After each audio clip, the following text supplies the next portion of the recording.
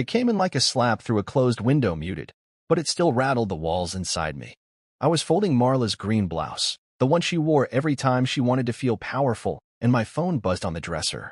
One new voicemail. Nothing urgent in the tone, no frantic text before or after. Just a message. I pressed play. Our marriage is off. Expect divorce papers from my lawyer. That was it. No emotion. No stammer. No background noise. As if she were reading from a memo titled Termination of Agreement. And I stood there with that blouse still half-folded, listening to those 7 words rearrange everything in my life. I stared at the phone, not even blinking. The silence in the room afterward was almost mocking. I didn't call her back. I didn't scream. I didn't throw the blouse or rip it in two. I simply put it in the laundry basket like it was just another Tuesday. Then I typed one word into the message bar and hit send. Understood. I don't think she expected that. She expected a meltdown, or maybe begging. She'd seen me patch holes in our relationship for years, duct taping our marriage together with loyalty and blind trust. But that voicemail? That was her telling me I was disposable. So I treated myself like I wasn't. I logged into our mortgage portal, something she rarely touched, even though she loved to boast about our home. For $120,000 suburban 2-story we bought 5 years ago. 2 names on the loan. 2 signatures on every payment. It only took 30 minutes to navigate the portal, click into the documents, and request removal as a cosigner. I attached my lawyer's notice of marital separation and hit submit. The system flagged it for review, and I didn't even flinch. I didn't cry. I didn't blink. I just stood up, slipped on my sneakers, and took the folded laundry to the linen closet. 1 drawer at a time. That's how you dismantle a life. Within 48 hours, my phone turned into a war zone. At first, it was just Marla's lawyer, Renee Caldwell, who I'd never met but had heard of. Cold. Calculated. Efficient. She left 5 voicemails in 6 hours, each more urgent than the last. Then came the missed calls from Marla's brother, Miles. 2 years older than me, always thought he was smarter, funnier, more successful. He once told me I was lucky to have landed his sister. That call went unanswered. Then Candace, her best friend since middle school, the same one who told Marla she deserved a man with presence. She called from 3 different numbers, as if I was too stupid to block all of them. And then, finally, Marla. Her name lit up my phone like it had for the last 10 years, but this time it felt different. Hollow. Dangerous. I let it ring. And ring. And ring. She left a voicemail, just breathing at first. Then, I don't know what you think you're doing, but this isn't the way. I didn't reply. There was no need. What was I doing? I was cleaning the residue of a woman who had treated our marriage like a lease with no penalty for early exit. A woman who could drop the word divorce in a voicemail and expect me to collapse into pieces she could rearrange when it suited her. I didn't collapse. I opened a spreadsheet instead. Mortgage. Removed. Check. Business fund. To be reviewed. Car title. Mine alone. Joint bank account. Already emptied. I moved in silence, like a shadow trimming its tether. Because I knew something she didn't. I'd been watching. For years.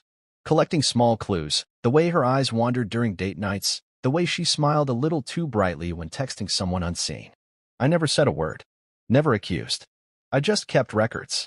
Because predictable doesn't mean weak. It means I know the rules. And I know how to play within them long enough to flip the board when the time is right. And this? This was my flip. The beauty of silence is that it unsettles the loud. Marla always needed to control the narrative, to be the one sculpting the clay of other people's perceptions. But she didn't know how to handle a man who didn't yell back, didn't argue, didn't chase. I didn't have to. Because she hadn't just lost a husband. She'd lost her safety net. She'd lost the man who paid the credit card she maxed out accidentally. The man who paid for her last semester of graduate school when her loan got denied. The man who never asked for his name on her car, her business, website, or the self-help book she claimed as tax write-offs. And now that man had quietly stepped out of the house of cards she built. I spent that night on the couch, not because I had to, but because I wanted to watch the sky change colors through the blinds. I wanted to feel what freedom tasted like at 2:47 a.m. with a glass of tap water and my own name echoing back from the silence. Jack. Just Jack. Not Marla's husband. Not the one who provides. Just me. The next morning, I woke up to another 19 missed calls. I smiled. War had been declared in a voicemail. But peace? I declared that myself. I wasn't always this calm. That's the part most people wouldn't believe. They'd see the spreadsheets, the measured tone of my voice, the absence of shouting or pleading, and assume I'd been born this way. Some emotionless man-shaped calculator. But that couldn't be further from the truth. The calm came later, after years of storms. After cleaning up messes I didn't cause and shouldering burdens I never signed up for. The calm was earned, layered on like armor, forged through every overdraft alert, every unpaid credit card statement, every tearful excuse Marla gave while I balanced the books of our life. 10 years is a long time to spend with someone who confuses loyalty with servitude. I used to think love meant solving problems before she had to worry about them. She called me steady, which I once thought was a compliment. Said I made her feel safe. I didn't realize until much later that what she really meant was I was convenient. Predictable. Reliable. Boring. That word came up often, especially toward the end. You're just so boring now, Jack. Everything's a schedule, a rule, a budget. She said it like structure was a prison instead of the scaffolding holding her world together. Funny how predictable men become useful when the car lease is overdue or her business account is in the red. But I kept receipts. Literal ones. Folders in my email, hard copies in my drawer, even screenshots when things look suspicious. Every tuition payment I made for her certification program, every dime I poured into the down payment of her Honda Civic, the startup capital I wired into the business fund for her life coaching hustle. I didn't do it because I expected a thank you. I did it because I believed in us. In her. In building a life together. She once told me that faith made me naive. I see now, it just made me quiet. Patient. Observant. So when that voicemail came, our marriage is off. Expect divorce papers from my lawyer. I didn't panic. I didn't beg. I pulled open a drawer in my office, took out the black folder labeled Marla, and started my work. Not revenge. Accounting. The mortgage was the first domino. Removing myself as co-signer wasn't just a symbolic move, it was a tactical one. We both knew Marla couldn't qualify for it alone. Her income was spotty at best. One good month of clients followed by 3 of excuses. The house was a luxury she'd only kept because I was the spine holding up its approval. Next came the business fund. She'd forgotten it was tied to my LLC. Technically, the coaching website and payment system she bragged about on Instagram, all hosted under my umbrella. One login, and I could shut it down. Or worse, freeze the back end. I didn't do that. Not yet. I just pulled the ledger. Noted every withdrawal, every receipt she marked as client expenses that were really spa trips, dinners with her friends, or impulsive shopping sprees labeled brand research. I found myself smiling, not out of malice, but out of relief. For once, the weight I carried had shape and evidence. For once, I wasn't questioning my sanity or wondering if I was overreacting. I had facts, numbers, dates, timestamps. And then I opened her student loan file. She begged me to co-sign for her last year of school. I just need one more push, Jack. You know I'm good for it. She wasn't, but I did it anyway. And when the notices started arriving 6 months later, I paid them without question, autodraft, every third of the month. I was never late. I printed all of it. Lined it up on the dining table like trophies. Not to boast.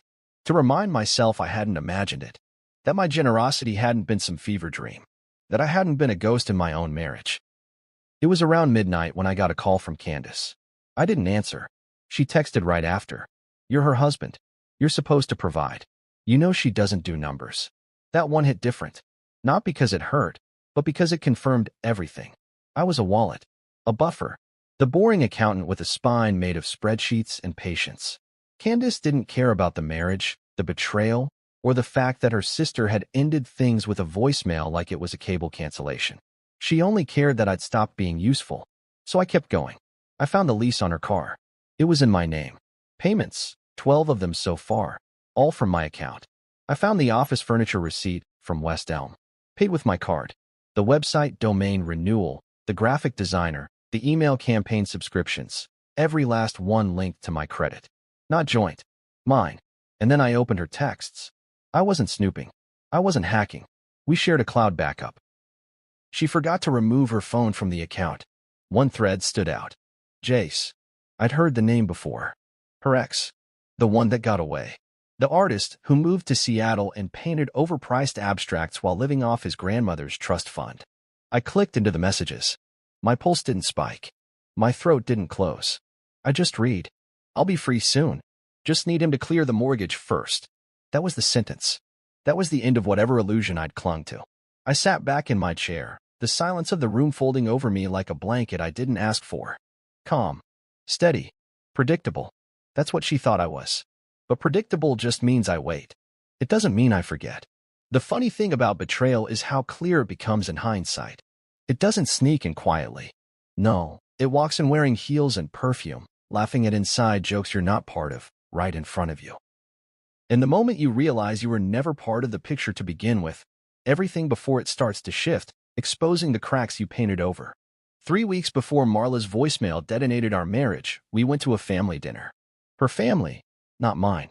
Mine lives 2 states away and never quite warmed to Marla, though they never said it outright. They didn't have to. But Marla? Her family loved to pretend.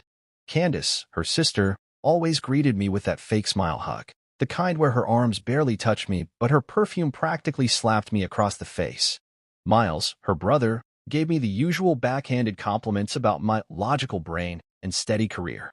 And their parents? Retired professors who smiled with thin-lipped civility and never once asked me a genuine question in 10 years. That night, we sat at a long mahogany table in their favorite upscale restaurant. Everyone dressed like it was an awards show. Jewelry that caught the light, expensive shoes kicking under the table, and designer coats draped over chairs like status symbols.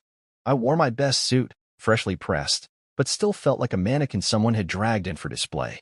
The conversation was light, a little too light. I kept my mouth shut, sipping on the overpriced house red, while Marla laughed like she was auditioning for a new life. She leaned into Candace's shoulder and whispered something that made them both giggle. When I asked what was funny, she waved it off. Just girl stuff. Then came the moment. Candace turned to her fiancé and said, "I can't wait for Oregon.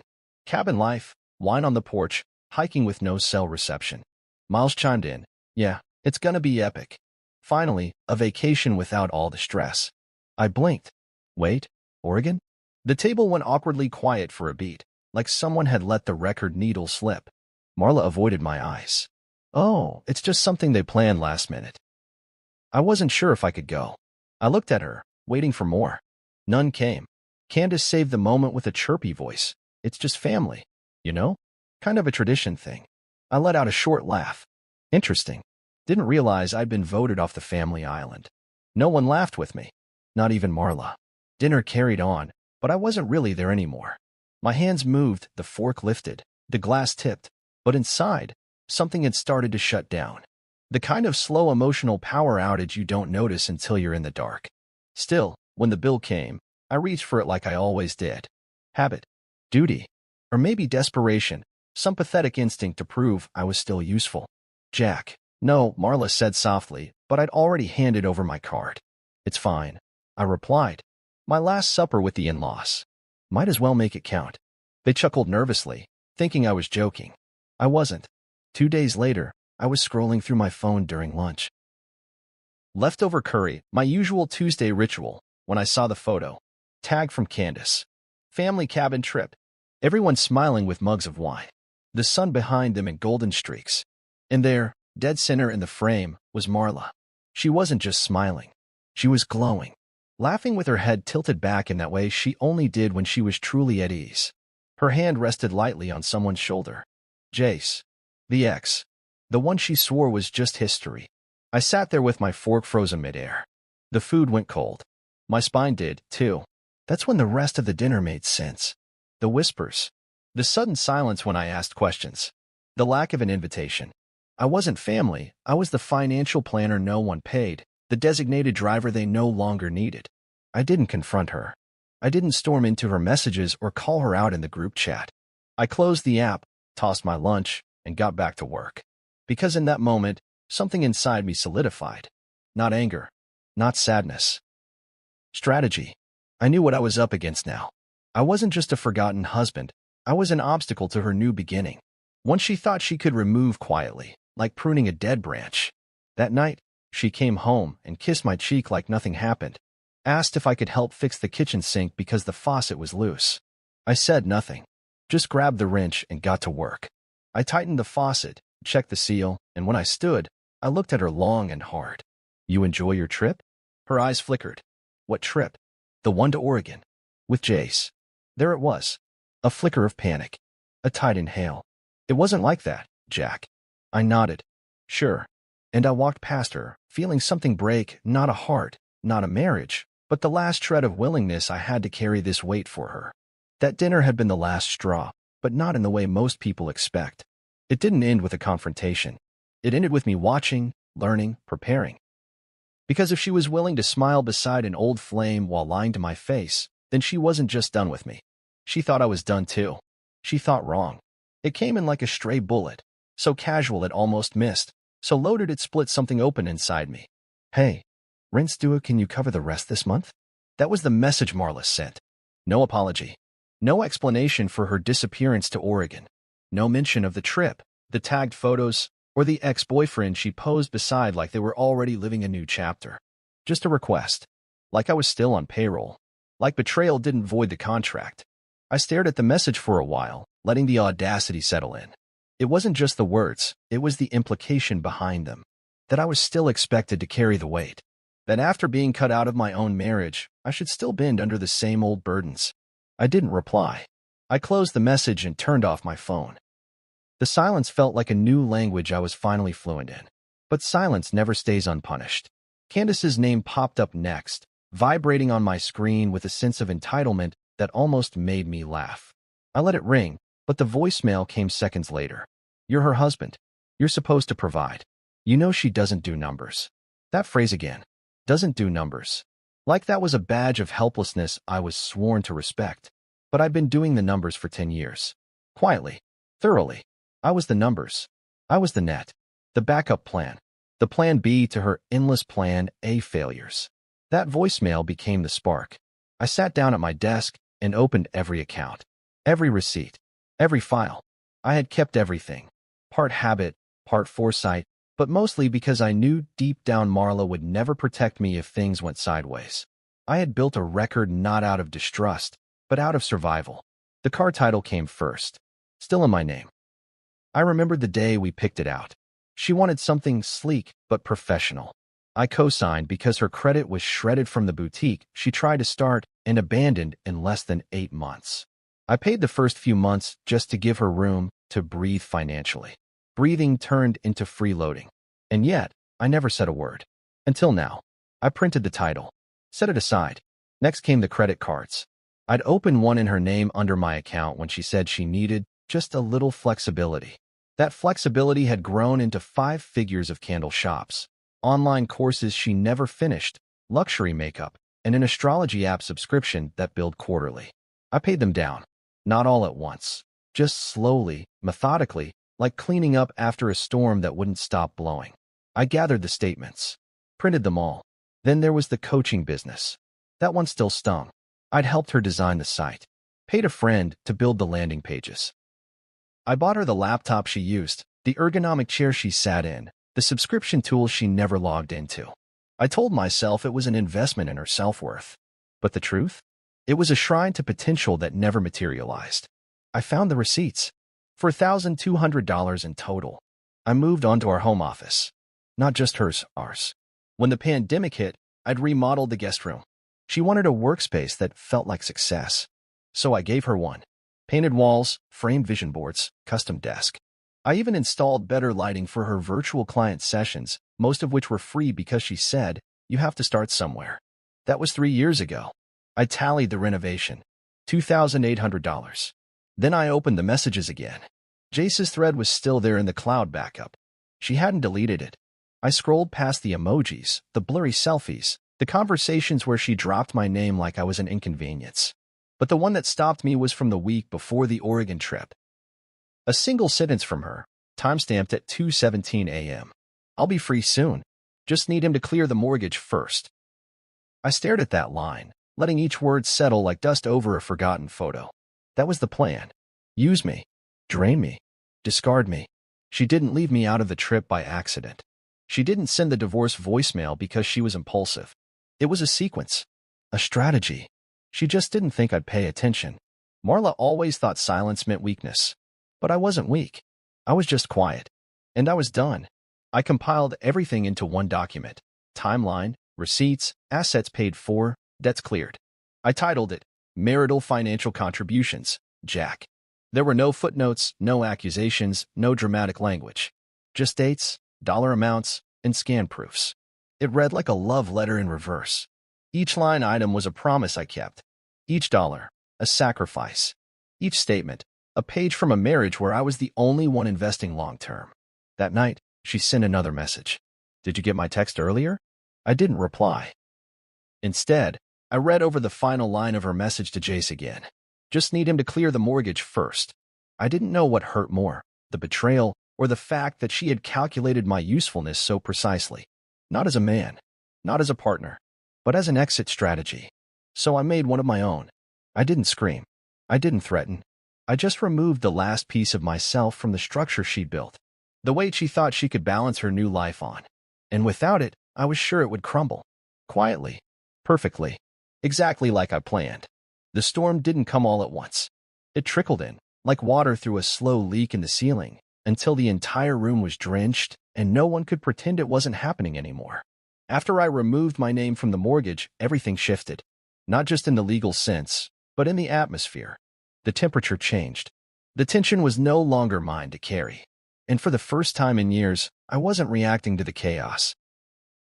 I was causing it. The first call came from Renee Caldwell, Marla's lawyer. The voicemail was clipped and rehearsed, the kind you know had been drafted word for word on a legal pad first. Mr. Carson, this is Renee Caldwell representing Mrs. Marla Carson.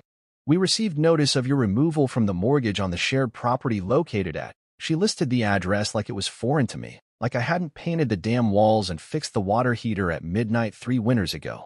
Please return this call at your earliest convenience. There may be implications for your spouse's housing stability. Implications. I laughed when I heard it. Housing stability.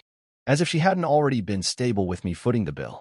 As if her stability wasn't a structure I'd built from the ground up while she pranced around talking about manifesting her dream life with vision boards and soy candles. I didn't call back. Next came Miles. Her brother. The man who once said, "What exactly do you bring to the table, Jack?" with a smirk that made me want to put my fist through drywall. He left a message too. Hey, Jack, man, this isn't cool. I don't know what you think you're doing, but you're putting my sister in a really bad position. Let's talk this out. Don't let lawyers make things worse. Worse? The worst already happened the moment she decided I was worth less than her next chapter. The moment she sent a voicemail instead of a conversation. The moment she planned a vacation with her ex while I balanced her books. I didn't respond. Candace tried next. 3 texts in a row. Wow, really mature, Jack. Then, she trusted you. And finally, guess you were never as solid as you pretended to be. No, Candace. I was solid. I just stopped volunteering to be your concrete floor. Then, late one night, the one I'd been waiting for came in. Marla herself. Her name flashing across my screen like a ghost trying to return through a closed door. I didn't pick up, but I played the voicemail. What did you do? That was all she said. 4 words. Sharp. Panicked. Cracking at the edges. I imagined her standing in our kitchen, or rather, her kitchen now, holding her phone, staring at the letter from the bank, realizing that my name had vanished, that the house was hers now. All of it. The responsibility. The mortgage. The taxes. The maintenance. The slow decay of adulthood that she never seemed to acknowledge until it smacked her across the face. I let the silence linger. The next voicemail came a few hours later. Renee again, but this time less polished. Mr. Carson, I strongly advise you to reconsider. Your actions may destabilize your spouse's future. There are ways to resolve this amicably. Destabilize her future. As if she hadn't already torched it herself. As if I had any obligation to preserve the very foundation she tried to rebuild without me. The house wasn't just a building. It was a monument to everything I had tried to build with her. Every shelf, every bill paid on time, every late-night YouTube video I watched on DIY repairs so we wouldn't have to hire someone. And now, it was a burden she'd have to carry without me. A mortgage is easy to ignore when someone else is paying it. When the bill comes in your name alone, that's when the weight gets real. I had played the role of the provider for a decade. Quiet. Reliable. Always showing up with my calculator and my checkbook. Never asking too many questions. Never making too much noise. And now that I was gone, they weren't mourning me, they were panicking because their structure was crumbling. Not out of love. Out of dependence. They thought they'd replace me with a lawyer, a Facebook tribe of sympathizers, and a cabin trip with her ex. But what they forgot was that I'd been the skeleton holding up the skin. Remove the bones, and the whole thing collapses. I got one more message that night, a text from Marla. Not angry, not cruel, just confused. Why are you doing this? As if she didn't know. As if the last 3 weeks hadn't been a theater production of her choosing, where I was cast as the quiet fool who would stay for the curtain call. I didn't reply. I didn't need to. She didn't ask, how can we fix this? Or can we talk? She asked why I was doing this. Because in her mind, I had no reason. Her betrayal wasn't betrayal, it was a restructuring. And I was supposed to understand. To be evolved. To be calm. The man who quietly carried the emotional garbage bag to the curb and said thank you for the privilege. But not anymore. That voicemail wasn't revenge. It wasn't even anger. It was something cleaner. Sharper. A quiet declaration of independence. They say the scariest man in the room is the one who says nothing. That was me now. Not because I had nothing to say, but because I'd already said it, with deeds, not words. With exits, not arguments. The fallout wasn't my fault. I had simply walked out of a burning building. She lit the match. I just stopped trying to put out the fire. I knew they'd take it public. That was the only card they had left. Shame me, spin the story, make the silence look like guilt. People like Marla and Candace, they don't handle being ignored. Indifference is a language they can't speak. So when the legal threats didn't work, when the guilt trips bounced off me like dull arrows, they turned to the one thing they were fluent in, performance. It started with Candace, of course. The family's PR specialist in denial. She posted a photo of herself and Marla holding wine glasses, both with the kind of forced smiles you see in toothpaste ads. The caption read, "Heartbroken for my sister. Some people just can't handle strong women. #resilience, #family first." I stared at the screen, unimpressed. The likes rolled in. Comments followed. She's better off without him. Always knew something was off about Jack. Strong women scare weak men. That last one made me laugh. Weak? I had paid for the roof over their heads, the food on their tables, the tuition, the car, the coaching empire built on hashtags and half-read books. I wasn't weak. I was exhausted. And exhaustion doesn't yell. It leaves. Then came Marla's post. A carousel of curated sadness. A black and white photo of our wedding rings sitting on a folded napkin next to a half-empty glass of wine. The caption read, "I gave everything to this marriage. I sacrificed. I believed. And when I needed support the most, he walked away. No hate. Just healing now. Healing." The irony almost knocked the phone from my hand. She was posting about healing while texting her ex. About sacrifice while spending money I earned. About belief while drafting a divorce in secret and sending it to my voicemail like a delivery notice. The comments under her post were worse. "Men don't know how to love women like you. You're too good for him, babe. Let him go. You've already won." They had no idea. But that was the game, wasn't it? Tell your half, cry in filters, and hope the silence from the other side looks like guilt. I didn't respond immediately. I didn't need to. But the texts started pouring in from friends I hadn't heard from in years. "Hey man, saw Marla's post. Are you okay? What happened? This doesn't sound like you. Tell me the truth. Is it real?" I ignored the first 10, then the next 20. But by the time it crossed 50, I realized I couldn't just keep letting her write the story. Not because I needed revenge, but because truth, when buried too long, starts to rot. So I opened my laptop. I didn't write a caption, didn't write a paragraph, just uploaded screenshots. The first. The text to Jace, "I'll be free soon. Just need him to clear the mortgage first." The second, receipts from the business fund I paid into for her coaching brand. The third, the car title in my name. The fourth, bank transfers, date stamped. Tuition payments. Insurance. Rent. The fifth, proof of mortgage removal. Legal, clean, final. Each one labeled with the date. Not dramatic. Just facts. The post didn't go viral, but it moved like wildfire through the same circles that had been cheering her on hours before. The silence in my comments said more than applause ever could. Some unfollowed me. Some didn't comment at all. But a few sent messages. Quiet ones. I didn't know. "Damn man. Respect. Wish I had your patience." Marla never commented. She didn't message. But the next day, she took her post down. Candace tried again. This time a story. A boomerang of her clinking glasses with Marla, middle fingers to the camera. The caption, "Haters gonna fabricate." Sisters don't fold. No one said my name, but everyone knew. That night, I slept better than I had in months. Because here's the thing about truth, it doesn't need volume. It just needs time. Time to settle into the cracks, to soak into the foundation, to outlive the noise. I wasn't trying to destroy Marla. I wasn't trying to embarrass her. But I wasn't going to let her bury me in curated pity while she danced in the ashes of a marriage she set on fire. The next few days were quiet. Too quiet. Like the eye of a storm. I went for walks without checking my phone every few minutes. Cooked myself dinner without waiting for someone else's plate. Laughed at an old comedy rerun. Slept with the window cracked open and the air crisp against my skin. Peace didn't arrive like a wave, it came like a drizzle. Soft. Gentle. Soothing. And just when I thought they might finally let it go, I got one more message. From Renee. Her tone had changed. Jack, I've advised Marla to cease all online commentary. I'd also recommend you do the same. For both your reputations. We can move forward with a formal discussion if that's amenable to you. It wasn't a threat anymore. It was a retreat. And that was all I needed to know. I didn't reply. I just archived the message. They had used the world as their courtroom. But I had brought the receipts. And in silence, I had one. Just 5 minutes, her text had said. That was all she asked for. Not an apology, not an explanation, just time. 5 minutes in a neutral setting where she could try to regain control of a narrative that had slipped through her fingers.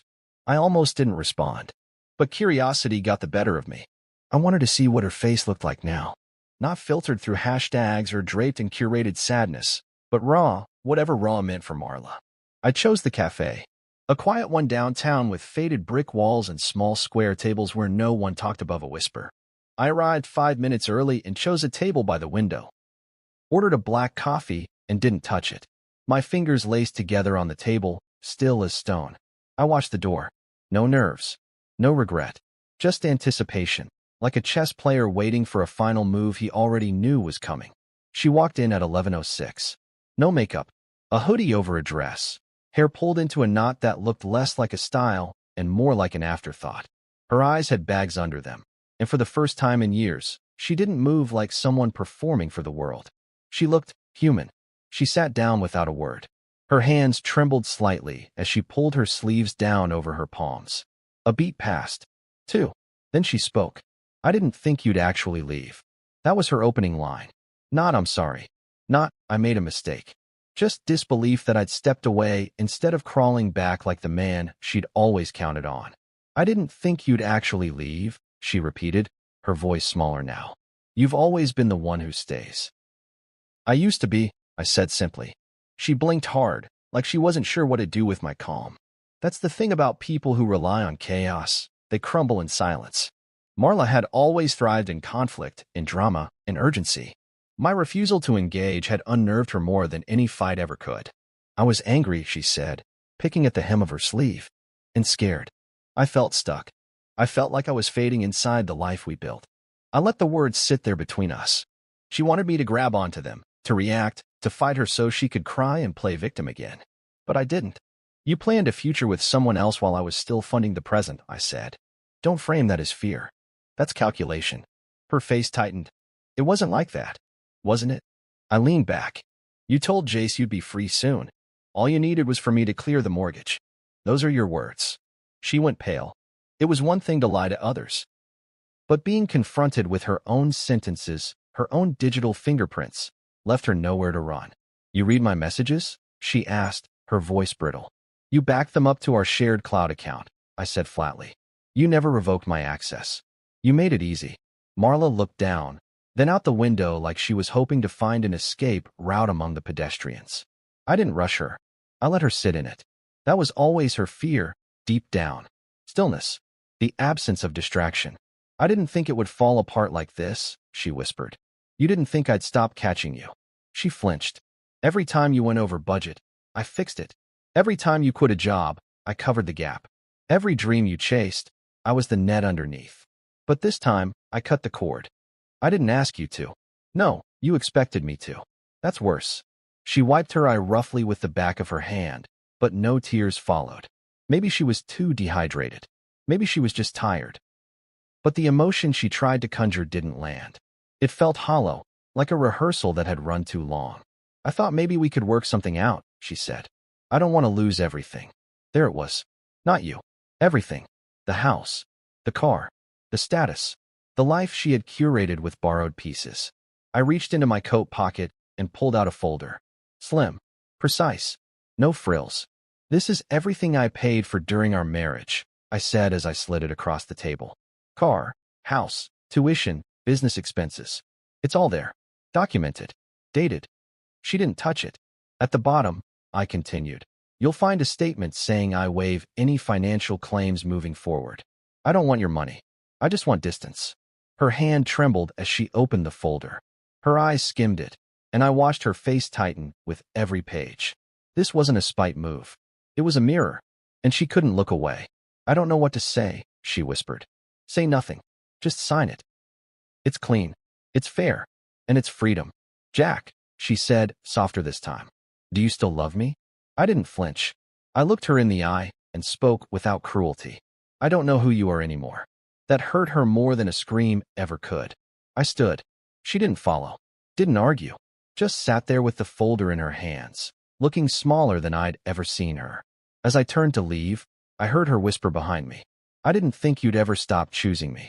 I paused at the door, but didn't look back. That was your mistake, I said. You thought I wouldn't choose myself. Then I stepped into the sunlight. 5 minutes had passed, and I was free. The bell above the cafe door jingled just as I stood up from the table. I didn't expect anyone else to interrupt that moment. I thought Marla and I were the only two players left on this stage. But the universe had a way of delivering clarity at the oddest times. He walked in like a question mark straightening into an exclamation point.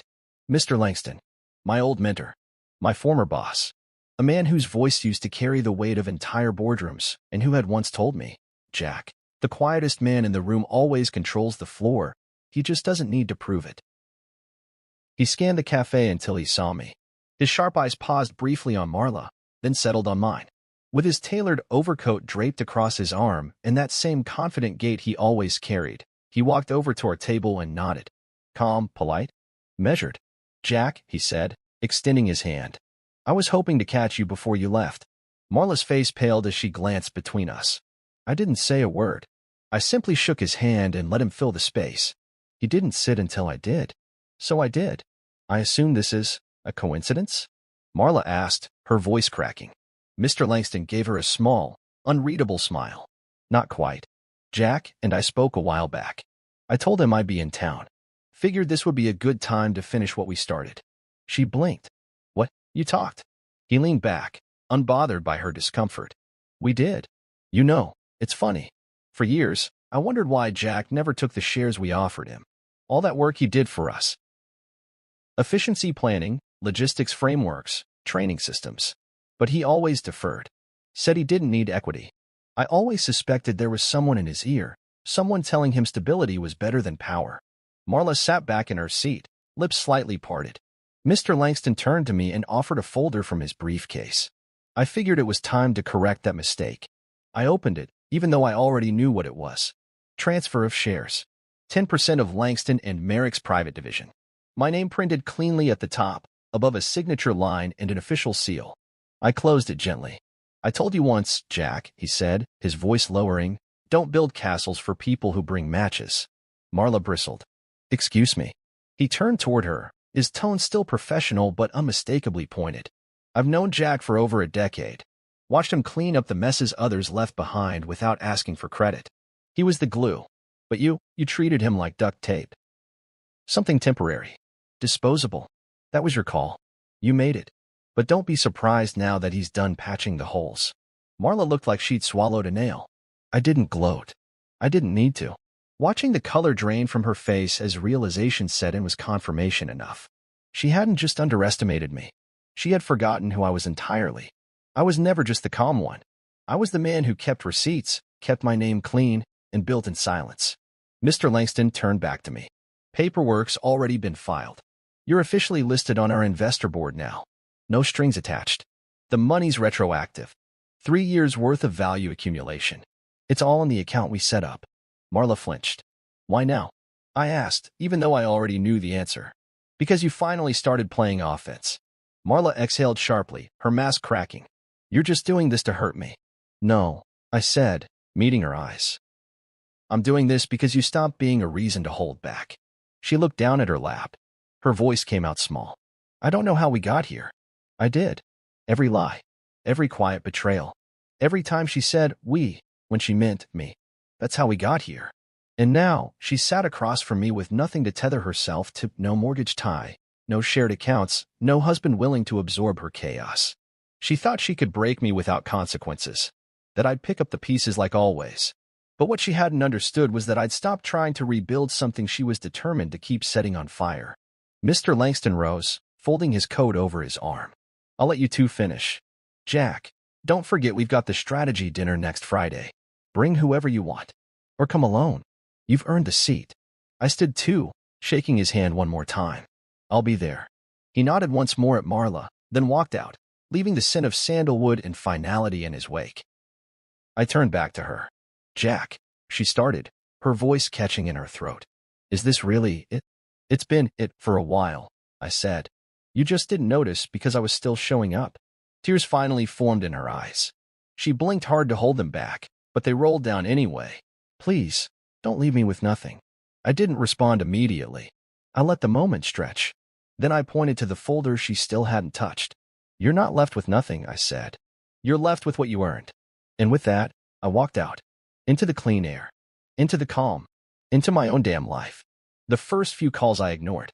Then came the texts. Then the voicemails. Each one a different tone, pleading, furious, strategic. The same voices that once barely noticed me unless something needed to be paid were now echoing through my phone like sirens in a storm they had caused themselves. But I didn't answer. Not because I didn't care. Because I finally cared enough about myself not to be dragged back in.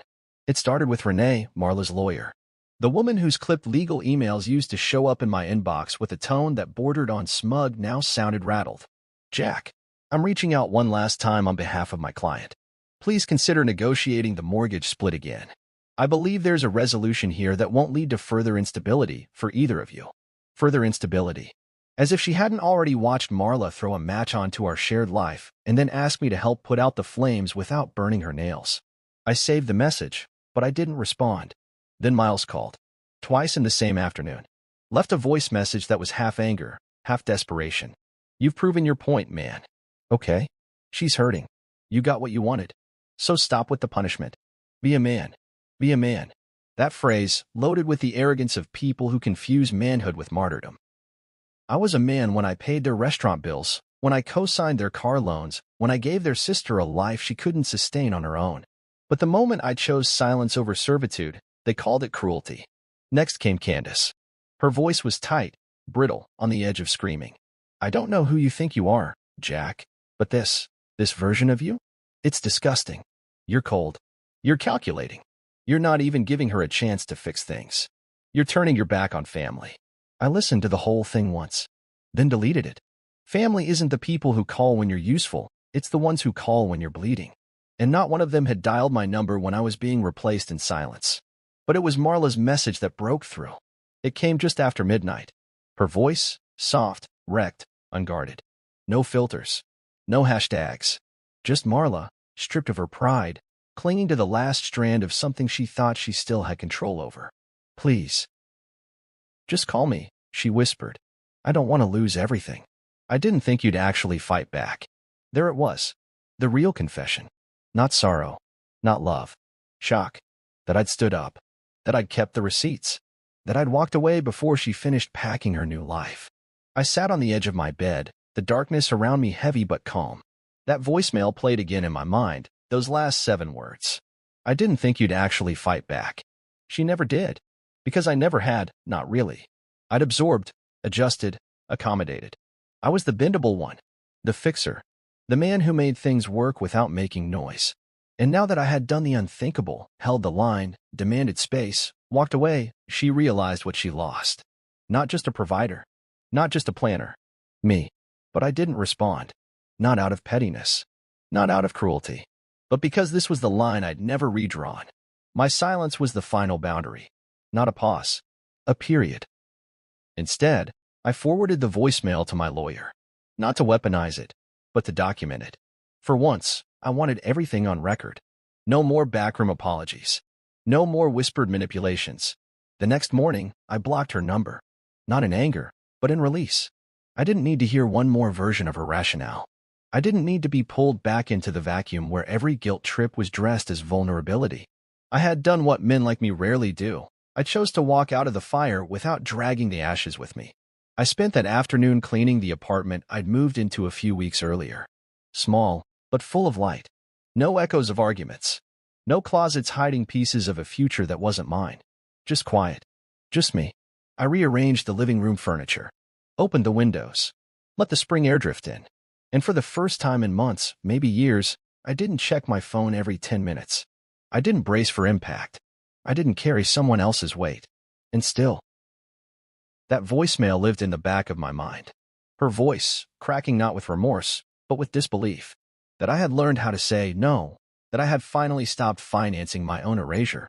Later that night, I sat at my desk and opened a journal I hadn't touched in years. I wrote down one sentence. She thought I was the backup plan, until I chose to start over without her. There was no triumph in that line. No chest thumping. Just truth. Because people like Marla don't plan for collapse, they plan for rescue. And when you stop showing up in the cape they've grown used to, they finally realize they were never flying on their own. I closed the journal. Took one last look at my phone. No new notifications. Just peace. Not silence born of tension, but the kind that fills the room when the noise finally ends. The sun broke through the blinds with a soft insistence the morning I met with Mr. Langston again. I hadn't planned on seeing him so soon after the cafe, but when he texted, "Dinner at the club, one drink, your call," I knew it wasn't really a question, and I didn't mind. There was something final about it, like the universe had decided to tie off the last thread with the same man who once taught me to put value before validation. The Oak Ridge Club wasn't flashy. That's why I liked it. No influencers posing with plates, no loud music, just polished wood floors, leather chairs, and a bar that knew when to talk and when to shut up. Mr. Langston was already seated when I arrived, a glass of scotch in his hand, his posture straight but relaxed, like a man who'd made peace with all his decisions. "You look lighter," he said the moment I sat across from him. "I feel it," I replied. He lifted his glass. I did the same. No need for a toast. The silence between two men who'd been through fire was enough. "Tell me something," he said, leaning in slightly. "What do you regret the most?" I didn't hesitate. Not setting boundaries sooner. Not realizing that love without limits becomes obligation. He nodded. "And the second thing?" Thinking silence meant peace. A slow smile pulled at the corners of his mouth. "You're learning. That's good. Some men take decades to admit that. Some never do." The waitress came, dropped off our orders, roast duck for him, steak for me, and left without fanfare. We ate in comfortable silence for a while before he spoke again. "You know, when you turned down those shares 3 years ago, I figured you were just being cautious. Turns out you were just giving too much to the wrong person." She convinced me we didn't need more complications. Said I should focus on our marriage, not outside ventures. "And you listened." "Yeah, you always did play the long game, Jack." The mistake was playing it with someone who didn't know the rules. I didn't reply. I didn't need to. It was all there in my eyes, in the way I cut into my steak without thinking about tomorrow's bills or her lunch plans. For the first time in years, I was thinking only about my own plate. He leaned back, the dim light reflecting off the glass in his hand. "So what now?" "Now," I said, "I built something that isn't shared with someone waiting to burn it down. Business. Eventually. Right now, just peace. Mornings without tension. Nights without checking her mood like a weather forecast." He laughed softly. "You know what that's called?" "What?" "Freedom." The word settled in the air like incense. Not heavy. Not lingering. Just present. I thought about the house. The one Marla couldn't afford to keep. Word had gotten back to me through a friend of a friend that she moved out 2 weeks after our last cafe meeting. Couldn't keep up with the mortgage. The coaching business had crumbled quietly. She sold the car. The one I co-signed. Her posts went from glowing lifestyle wisdom to vague spiritual quotes about loss and rebirth. Some people called me cold. Others called me heartless. But they didn't know the years I spent being a human cushion for someone else's fall. They didn't know the Sunday nights I spent in silence while she scrolled through old photos of her ex, smiling at memories I wasn't part of. They didn't know what it felt like to hand someone everything and watch them gift it to someone else. And now? Now they were watching me become the villain in a story I'd written in quiet survival. Let them talk, Mr. Langston said, as if reading my thoughts. Let them say you were ruthless, that you abandoned her. They'll never know the chapters you skipped to keep her comfortable. I nodded. I don't care anymore. I used to. That's how you know it's over. We clinked glasses again. I didn't bring up the last voicemail. I hadn't deleted it. I'd saved it. Not to hurt myself, but to remind me of who I was the moment I chose myself. A man no longer asking for permission to leave a room that was suffocating him. A man who didn't scream on the way out, just gathered his things and closed the door. Later, after dinner, Mr. Langston walked me out to the sidewalk. The night was crisp, the air smelling faintly of spring and salt from the city breeze. You're not cruel, Jack, he said, resting a hand on my shoulder. You're finally free. I didn't smile, but I felt something loosen in my chest. He hailed a cab and disappeared into the night.